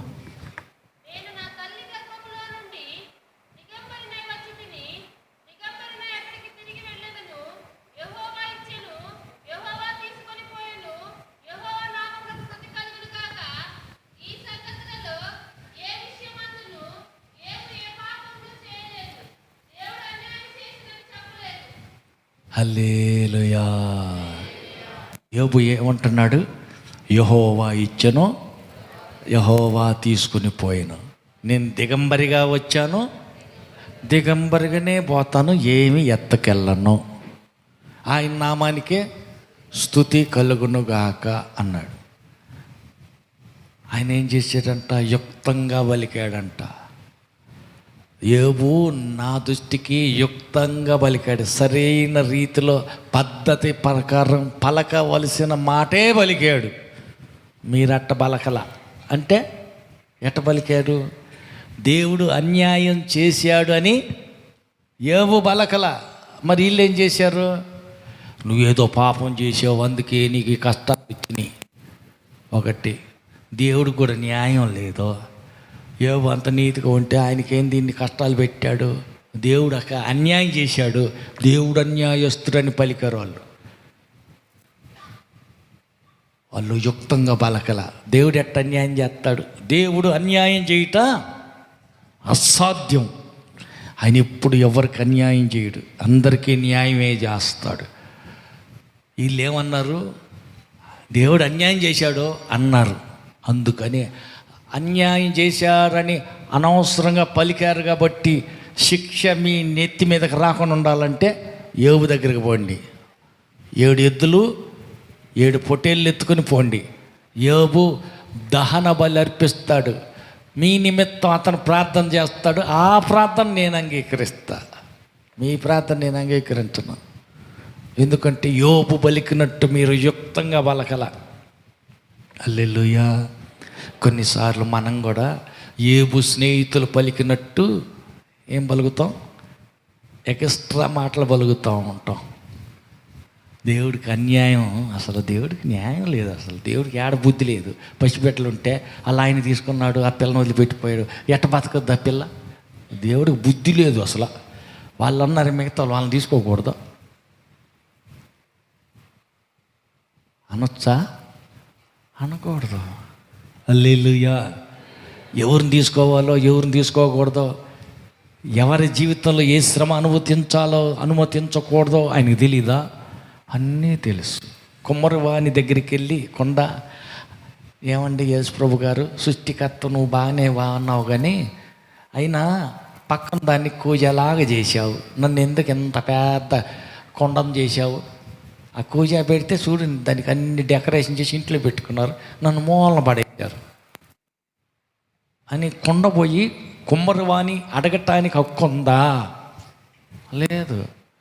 కొండ చేస్తాడు, కూజ చేస్తాడు, ముంత చేస్తాడు, మూగుడైనా చేస్తాడు, అది ఆయన ఇష్టం. కుమ్మరివాణిని కొండ అడగటానికి అట్టెందుకు చేసావు, నన్ను ఇట్ట చేయొచ్చుగా అనకూడదు. ధనవంతుల ఇంట్లో పెట్టొచ్చుగా నన్ను తీసుకెళ్ళి, ఇక్కడ ఎందుకు పెట్టావు, తిండికి పోకలేని ఇలా కొంపలు పుట్టించావు ఎందుకు అని అనొచ్చా? అనకూడదు. అది ఆయన ఇష్టం. హల్లెలూయా. ఇట్లాంటి కొన్ని చోట్ల ఏం జరుగుద్దంట, ఇందాక చెప్పుకున్నామే, రానమ్మ ఏపుడు చేసింది, ఎండుమిరకాయలు ఏపుతా ఉంది, మర్చిపోయి మాటల్లో పడి అటు ఇటు చేతులు తిప్పి వ్యవహారం చెబుతూనే ఉంది. అవి మాడిపోయి ఇల్లంతా కోరెత్తిపోయి, అమ్మో కొయ్యి దగ్గలేక ఇంక పోతాలయ్యా, వద్దులే నాయన అన్నట్టు నీ నోటి మాటే, యుక్తంగా పలకని నీ మాట ఆయన కోపం రేపుతుంది, ఆయన బయటికి పంపుతుంది. అనకూడదు. హల్లెలూయా, హల్లెలూయా. అప్పుడు ఏం చేస్తాడంటే వెంటనే వెళ్ళిపోయాడు యేసుప్రభు. ఆత్మదేవుడు నీ లోపలే ఉండి దుఃఖపడతాడంట. ఆత్మను దుఃఖపరచకుడి అంటాడు. ఆత్మదేవుడు లోపలే ఉండి దుఃఖపడతాడు, ఏడుస్తాడు, కానీ అమ్మట వెళ్ళిపోయాడు. మళ్ళా రెండోసారి ఇంకొక సందర్భం వచ్చింది, ఇంకొక పని ఏదో చేసావు, ఆయనకి ఇష్టం లేనిది తెచ్చిపెట్టావు. హల్లెలూయా, హల్లెలూయా. ఆయనకి నచ్చింది ఏదో చేసావు, దానివల్ల ఇంకా ఏడుస్తాడు. లోపల ఉన్న దేవుడు మనలోనికి వచ్చినటువంటి కల్ముషాన్ని బట్టి బాధపడతాడు, దుఃఖపడతాడు, ఏడుస్తాడు, కానీ వెంటనే వదిలిపెట్టి పారిపోడు, ఏడుస్తాడు. హల్లెలూయా. ఢిల్లీలమ్మని తీసుకొచ్చి పెట్టాడు, అమ్మగారి ఒడిలో వణుకుని అంతా చెప్పేశాడు, రహస్యం అంతా ఇప్పేశాడు, గుండు కొరికింది. హల్లెలూయా, హల్లెలూయా. లేచి ఇదిలెత్తున్నాడు, జుల్పాలు ఒక్కసారి అట్ట ఇదిలెత్తున్నాడు, ఏయ్యే లేవు. దేవుడు ఎప్పుడు సంసోన్ను వదిలిపెట్టి వెళ్ళిపోయాడో కూడా తెలియదు. జలపాలు ఇదిలెత్తంటే రాట్ల ఎయ్యి ఎంటికలని చూస్తే గుండె అయిపోయింది. వరే రహస్యం చెప్పింది నేనేను, గుండె చేస్తే నాలో శక్తి పోతే, ప్రభావం పోతే, నాలో ఉన్న దేవుడు ఎలపలకు వెళ్ళిపోతాడు. చెప్పేశాను, చేతికి చేశాను, అయిపోయింది, గుండె అయిపోయిందిగా. అయ్యో, హల్లెలూయా. తెలియకుండానే పోయిందంట, దేవుడు బయటికి వెళ్ళిపోయాడు. హల్లెలూయా, హల్లెలూయా. తప్పుడు పని చేస్తూ ఉంటే ఒకటోసారి, రెండోసారి, మూడోసారి క్షమిస్తాడు. ఏడుస్తాడు, గుండెలోనే ఉంటాడు, బయటికి పోడు. మరి ఇప్పుడు పోతాడు?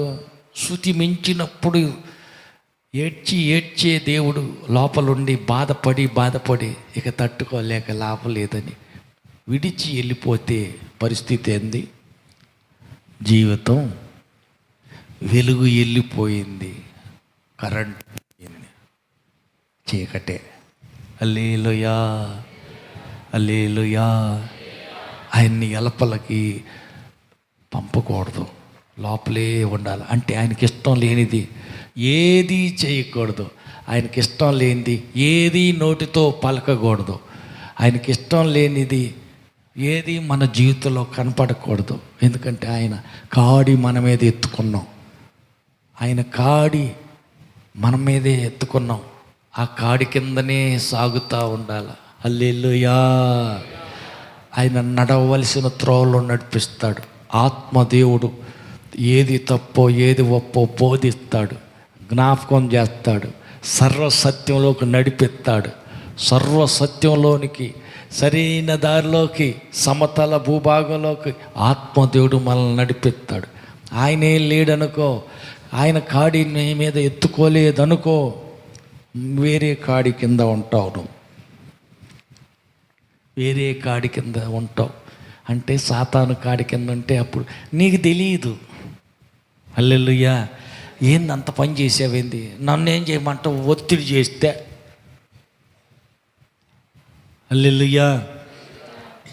అట్ట గుట్టు రహస్యం ఎందుకు చెప్పావు, నన్ను ఏం చేయబట్టావు, ఇసుకు పుట్టించిందే. ఈ ఢిల్లీలో ఒకటి వచ్చింది దెయ్యాలు బట్టి, చెప్పు రహస్యం ఎక్కడుందో చెప్పు అని ఇసుకిచ్చిందే. సావగోరి చెప్పేసా సత్యాల పని అని ఇసుకు పుట్టి చెప్పేసా.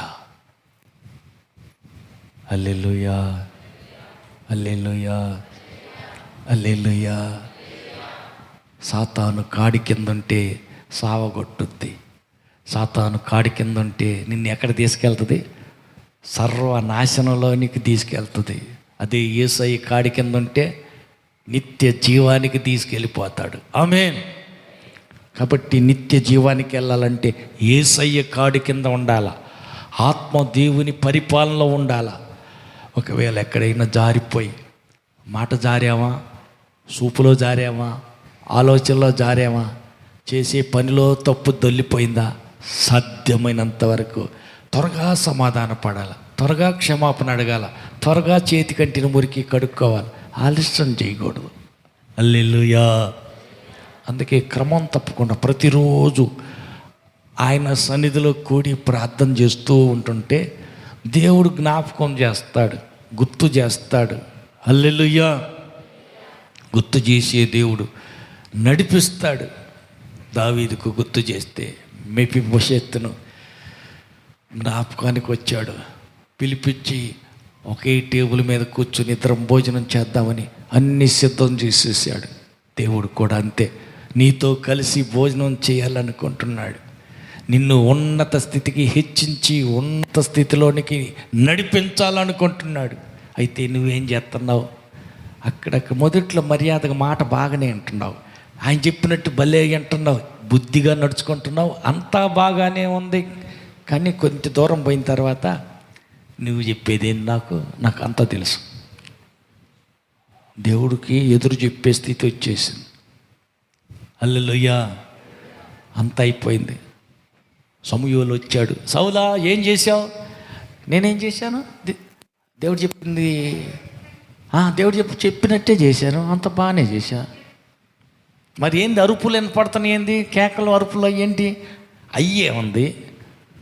కోడె దూడల్లో కొన్ని దాచిపెట్టా, పొట్టేళ్ళు బలిసిన కొవ్విన పొట్టేళ్ళు కొన్ని దాచిపెట్టా, దేవుడికే బలిద్దామని దాచిపెట్టా. అదేంది, శిపించబడిన వాటిలో నుంచి దేవునికి కొన్ని దాచిపెట్టావా, అది ఎట్ట కుదురుద్ది, ఇంకేమి లేవా దేవుడికి బలిత్తానికి. సమూలంగా నాశనం చేసి దేన్ని విడిచిపెట్టొద్దంటే అదేంది, నన్ను ఏం చేయమంటావు. ఏమైంది, ఆ పక్కన వాళ్ళు చెప్పారు. హల్లెలూయా. పక్కన వాళ్ళు ఏం చెప్పారు, కూపిన వాటిని కొన్నిటిని తీసి ఇంత లావున ఇంత బలిసిపోయి ఇంత కొవ్వెక్కిపోయి ఉంటే ఈ పొట్టేలు పనికొచ్చుద్ది, దేవుడికి బలిద్దామా, తీసి పక్కన పెడతామా చెప్పు. సమూయేలు ద్వారా దేవుడు చెప్పాడు వద్దు అన్నాడు. మర్యాదగా నేను చెప్పినట్టు చెప్పు, చెయ్యి, నరికేయి అన్నట్టయితే పోయేది కదా.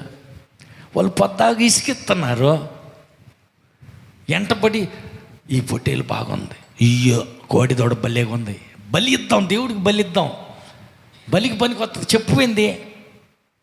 ఆగు ఉండు చూద్దాం హల్లెలూయా. చూద్దాం అనే వాళ్ళకి మరేంది ఇందాక చూద్దామంటే సొల్లు ఇచ్చావుగా, మాట కొద్దిగా అవకాశం ఇచ్చావుగా, చెప్పువేంది చెప్పు అని ఇసుకిస్తున్నారంట. వాళ్ళు ఇసుకిచ్చారు. దెలీలా సంసోన్ని విసికిచ్చినట్టు పక్కన వారు సౌలు రాజును విసికిచ్చారు. ఇసుకు పుట్టిందాక అడిగాళ్ళకి ఎట్లక్కడ చేయండి, తగలు పెట్టండి, ఏం చేస్తా, తీసుకెళ్ళాడు పెట్టుకోండి. అబ్బా మంచి మాట, రైట్ తీసేయి, పక్కన పెట్టారు. హల్లెలూయా. సౌలు రాజుకు అర్థం కాల ఏం జరుగుతుందో, తర్వాత దానివల్ల నష్టం ఎంతో, దాని వెనకాల కీడంతో తెలియలా. పక్కన వాళ్ళు చెబుతున్నారు, చక్కన సలహా చెబుతున్నారు, ఇది మంచి మాటలు లాగానే ఉంది అనుకున్నాడే కానీ ఆలోచించలా. దేవుడు చెప్పాడు కాదు అన్నాడు. పండు తినద్దో, తినమున నిశ్చయముగా ఖచ్చితంగా సస్తావు అని దేవుడు చెప్పాడు. నువ్వేంది అటు కాదులే, నా మాట వినో. ఏందమ్మా అవ్వమ్మ, ఏందంట నీ గోళ, ఒక్క పండు తిను, దేవుడు తినొద్దన్నాడు, ఆ పండేనా, అయ్యన్ని నీకెందుకో, నేను చెప్పినట్టు తిను, నువ్వు తెరు, పేముందా నా మీద, ఉందలే బరీగా కొతికెళ్ళదాకా, అట్టయితే కళ్ళు మూసుకో, నేను ఏది పెట్టినా తినాలి, నా మీద పేముంటే పట్టు. కాదన్న పండు తీసుకొచ్చి బలవంతంగా తినిపించింది. ఇసుగు పుట్టించేసరికి ఏం చేస్తావు, యాలకం బో కూడా వండి పెట్టదేమో అని అవ్వమ్మ మాట వినేసి పండు తినేసి చివరికి ఏమైంది, హల్లెలూయా హల్లెలూయా, తరతరాలకు శాపం మిగిలిపోయింది. వద్దు అన్న మాట, కాదు అన్న మాట, ఆజ్ఞ అతిక్రమించి వద్దన్న దాన్ని ఆలోచించకుండా తిన్నందుకు ఇంత పరిస్థితి. హల్లెలూయా. దేవుడు వచ్చి అడుగుతున్నాడు, ఏం ఆదాం ఏం చేసావంటే, అబ్బే నా తప్పేమీ లేదు, అంత ఆమెదే. హల్లెలూయా. ఏమమ్మా అవ్వమ్మ, నాదేం లేదు, ఆ పాముదే, పాపం అంతా ఆ పాము చేసిన పనే. హల్లెలూయా. పక్క వాళ్ళకి చెప్పండి, వందనాలమ్మా, చెప్పుడు మాట వినగాకమ్మా, యేసయ్య మాట జాగ్రత్తగా విను, అది గుండెల్లో భద్రం చేసుకో. చెడిపోయిన వాళ్ళ మాట, చండాలుడు చెప్పే మాట, దేవునికి నీకు ఉన్న బంధాన్ని తెంపే మాటలు వినగాకు. దేవుడు ఏం చెప్పింది విను, దేవుడి మాట ప్రకారమే చెయ్యి. హల్లెలూయా హల్లెలూయా. నువ్వు దేవుడు అంతా దానివైపోతావు, దేవతవైపోతావు అని చెప్పేళ్ళకి నమ్మేసింది. అమ్మో నేను దేవతనైపోతాను కావాలి, సావనే సావరు, సావనా దేవుడు ఏంది అట చెప్పాడు. మరి దేవుడు అబద్ధికుడు, మీరు గొప్ప వాళ్ళు అవుతారేమోనని అవ్వకూడదని అందుకు చెప్పాడు. నిజమేనా? వాడి బతుకే అబద్ధాలు, అందుకని అబద్ధాన్ని నమ్మకూడదు. పక్క వాళ్ళతో చెప్పండి, చెప్పుడు మాటలైనా కాకు. యేసయ్య నీకు చెప్పింది ఏదో ఈనో, అది మాత్రమే చెయ్యి. పక్కన వాళ్ళ మాట విన్నావా, తోట వెలపలకి తోసివేయబడ్డాడు అవ్వాదం. తర్వాత చెప్పుడు మాట విని పొట్టేళ్లను, కోడి దూడలను, బలిసిన వాటిని, కొవ్విన వాటిని పక్కన పెట్టాడు. ఏం చేశాడు? అయ్యో నీ సింహాసనం పోయింది. దేవుడు వచ్చి అంటున్నాడు, సమూయేలు ద్వారా దేవుడు అంటున్నాడు, సౌలా, తరతరాలకు నీ తర్వాత నీ కొడుకు, నీ కొడుకు తర్వాత వాళ్ళ కొడుకు, వాళ్ళ తర్వాత వాళ్ళ కొడుకు, తరతరాలకు నీ కడుపును పుట్టిన బిడ్డల్లో ఎవరో ఒకరిని ఈ సింహాసనం మీద పెట్టాలని నేను గంపెడ ఆలోచనలు పెట్టుకున్నా. అన్ని ఆలోచనల్లో మట్టిపాలు చేసావు. దేవుడు బాధపడుతున్నాడు. అయ్యో, చెప్పుడు మాటలో ఇంత దూరం తెస్తాయని నేను అనుకోలేదో, ఇప్పుడు బాధపడినా ఫలితం లేదు. హల్లెలూయా. ఎవరు మాట వినాలా? పక్కింటి వాళ్ళ మాట వినాలా? పైన దేవుడు మాట వినాలా? దేవుడు మాట వింటే బతుకుతాం. దెయ్యం మాట వింటే తోట నుంచి తోలివేయబడ్డాడు, సింహాసనం నుంచి దింపివేయబడ్డాడు. ఇంకొకళ్ళు గుండు గొరిగిచ్చి దెలీల మాట వింటే సంవత్సరానికి ఏమైంది? గుండు గొరిగిచ్చి ఆత్మను పోగొట్టుకునేటట్టు అయిపోయి చివరికి దేవతా గుళ్ళు బలికి తీసుకెళ్ళి నిలబెట్టే స్థితి వచ్చేసింది. పశ్చాత్తాపడ్డాడు కాబట్టి ఎట్నో క్షమాపణ కోరాడు కనుక ఫిలిష్తీయులందరినీ నాశనం చేసి ఆయన కూడా వాళ్ళతో పాటు చచ్చిపోయాడు. మరి ఏం చేయాలంట? పక్క వాళ్ళకి చెప్పండి, ఎవడి మాట నమ్మొద్దు, కేవలం దేవుడి మాటే నమ్ము. దేవుని సన్నిధిలో కనిపెట్టు, ప్రార్థన చేసి కన్నీరు గార్చు. నన్ను ఏం చేయమంటావు ప్రభువా? నన్ను ఎక్కడికి వెళ్ళమంటావు ప్రభువా? నీ చిత్తమే నేను నెరవేరుస్తా, నీ మాటకే నేను లోపడతా. నన్ను గూర్చిన నీ తలంపు యావత్తు నా బ్రతుకులో నెరవేర్చయ్యా అని సంపూర్ణంగా సమర్పించుకుందుముగాక. అందరు లేచి నిలబడదాం.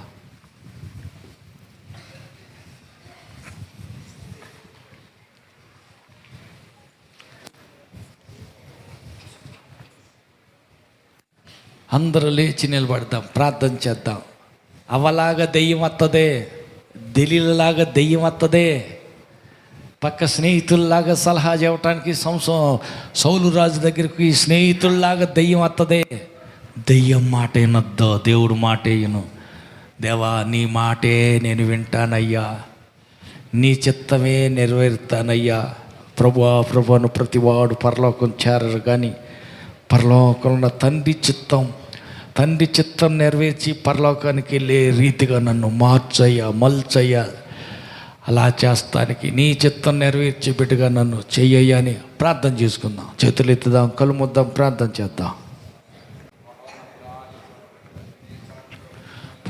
చేద్దాం. ఉన్నతమైన తలంపులు, ఉన్నతమైన ఉద్దేశాలు దేవుడు నీ ఎడల కలిగి ఉన్నాడు. ఆయన అనుకున్నది జరగనియ్యండి. ఆయన నీ గురించి ఏ తలంపు అయితే తలంచాడో అది నెరవేర్చనివ్వండి. ఇతరుల మాట విని నీ ఎడల ఆయన ప్రణాళికను నిన్ను గూర్చిన ఆయన ఉద్దేశాలు నెరవేరకుండా తప్పిపోవాలని సాతాను ప్రణాళిక వేరే వారి ద్వారా వేరు రీతిలో నిన్ను దారి పక్కకు మళ్లించటానికి ప్రయత్నిస్తున్నాడు. కాబట్టి బహు జాగ్రత్త కలిగి దేవుడు స్వయంగా నీతో ఏం చెప్పాడో అదే చెయ్యి. ఆయన చిత్తమే నెరవేర్చే ఆలోచనే కలిగి ఉండు. పక్కవారు చెప్పిన ఆలోచన వద్దు. స్వయంగా దేవదూత వచ్చి చెప్పినా వద్దు. దేవుడు నీకేం చెప్పాడో అదే పట్టుకో, ఆ మాటనే నెరవేర్చు. మరెవరు ఏది చెప్పినా వద్దు. దేవుని స్వరం, అది దెయ్యపు స్వరం ఆలకించాలి. కాబట్టి దేవుడు ఎన్నో ఉద్దేశాలు కలిగి ఉన్నాడు. సహవాసం సదాకాలం కలిగి ఉండాలని తోటలో పెడితే సాతాను మాటతో తోటలో నుంచి తోలివేయబడ్డారు. యుగాలకి తరతరాలకి సింహాసనం మీద సౌలు కుటుంబీకులు ఎవరినో ఒకరిని పెట్టుకోవాలని దేవుడు ఎన్నో తలంపులు, ఉద్దేశాలు కలిగి ఉంటే ఉద్దేశాలన్నీ పక్కదారికి మళ్లించబడ్డాయి. పక్కవారి సలహా, స్నేహితుల మాటను బట్టి పోగొట్టుకున్నాడు.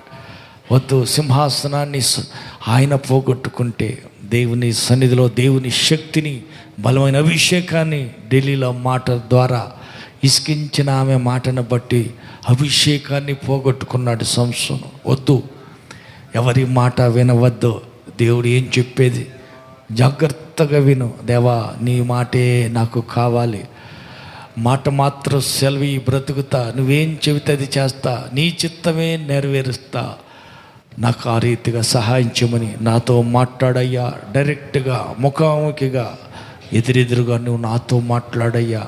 మాట్లాడే దేవా, నాలో నీవు, నీలో నేను ఏకమై ఉండాలా. నీ మాటే, నీ ఉద్దేశమే, నీ చిత్తమే నేను నెరవేర్చాలా. అలాగే సహాయం చేయమని ప్రార్థన చేసుకుందాం. అడుగుదాం, ప్రార్థన చేయండి.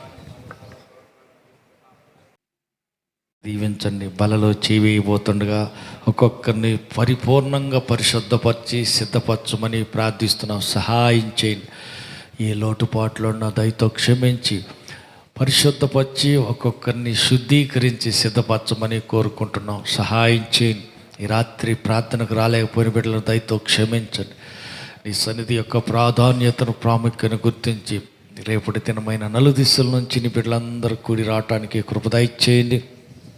అక్కర్లు తీర్చండి, అవసరాలు తీర్చండి, ఆటంకాలు కొట్టివేయండి, త్రోవ మార్గం సరాలు పరచండి. బిడ్డల పాడి పశువుల్లో దీవించబడుదురుగాక, వారి పంట పొలాల్లో ఆశీర్వదించబడుదురుగాక,